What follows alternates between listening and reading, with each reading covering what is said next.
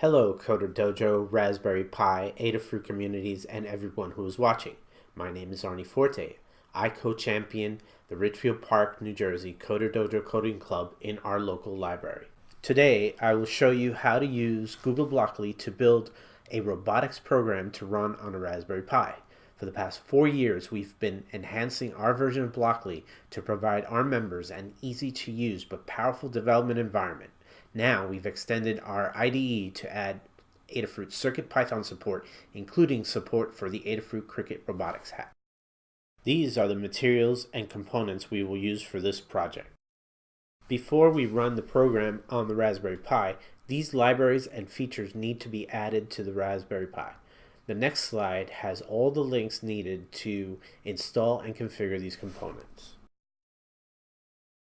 With Python, we can use code from external libraries that have been pre-written for us. In turn, we can use them in our own programs. For this project, we will use 2 external libraries, one for time functions and the other one allows us to use the Crickit Hat features.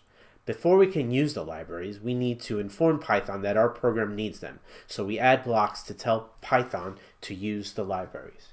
Some very simple logic that we will add to our program is to repeat various actions multiple times. This logic is called looping because it does things over and over again until our program tells the loop to stop.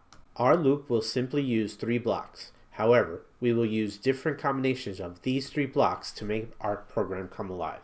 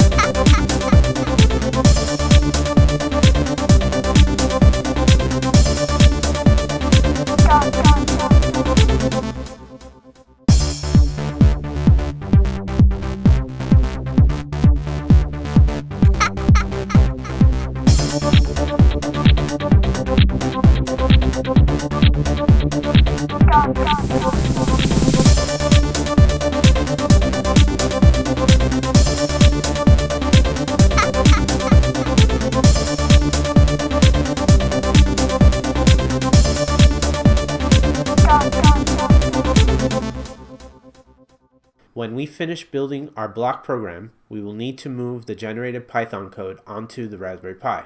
For this, we will use the Samba share we set up earlier. Blockly generates real Python code from the blocks you assemble. This feature is a big benefit for people learning to code. It provides a bridge between the intuitive concept of block building to the semantic nature of textual programming languages. Furthermore, since the generated code is real Python, it can be directly moved to the Pi and executed immediately. When you click the Python tab in Blockly, you will see the generated code. Another benefit of Blockly is if code can be translated to other programming languages such as JavaScript, you can use the same blocks for two different textual languages. However, since there is no direct JavaScript code execution for many of the GPIO operations, we currently do not have the code generation for JavaScript. Once we have our Python code generated, we can simply save a PY file onto the Raspberry Pi. When a Samba share is set up on the Raspberry Pi, we can browse to that share for many types of PCs, including Windows, Mac, and Chromebooks with a Chrome extension. Additionally, we can save files onto that share. When the Python file is copied onto the Samba share, we can directly execute the Python program from the share on the Raspberry Pi.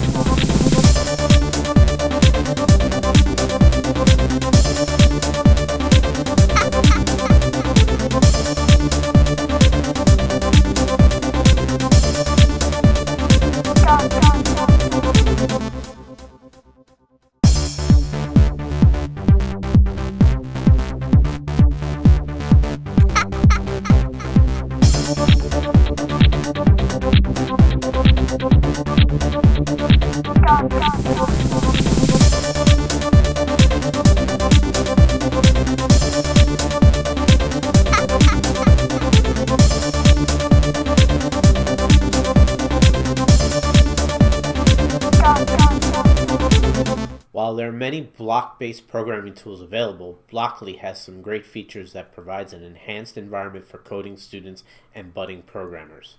My goal is to provide many videos such as this to show how Blockly can be used with all the sensors I have available.